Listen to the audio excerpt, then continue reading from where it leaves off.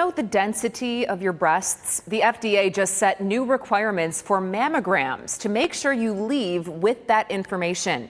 News 10 NBC's Haley Higgins joins us now to tell us why this detail is so critical at a cancer screening. Haley, breast density can affect your results, right? Absolutely, Emily. And the best way to kind of show you and explain that is by taking a look at this. Now, here over on the left, you've got a fatty breast. You can see it's kind of clearer and you can see a little more detail in the image. But as you get denser, everything gets kind of white and everything shows up white on the mammogram.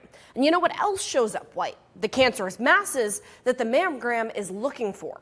A mammogram is an X-ray, and it's what Rochester Regional's Executive Medical Director of Breast Surgery, Dr. Laurie Madero, calls our best tool for finding cancer. But it's not perfect, and it has shortcomings. A big one is breast density. The new regulations just mandate that doctors explain this nuance to you, that denser breasts make the results less reliable, and denser breasts can also make you more likely to have cancer in general.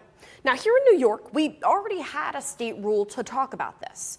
That's because New York and Dr. Madero herself was part of the original push about 10 years ago to mandate this kind of conversation. It's important to understand that density spans a whole spectrum of change, and sometimes dense isn't really all that different from just kind of a non-dense breast, and sometimes it's something that we really need to do additional things with. The first step is really talking to your doctor, right, and figuring out what this means for you. Dr. Madero says that especially at major centers like Rochester Regional, they're well aware of these risks around density. But in states where this conversation wasn't mandated or in more rural communities, it may be something that's been overlooked. So the new FDA rule also has language guidance and says you need to explain how density could affect your results and what your next steps could be.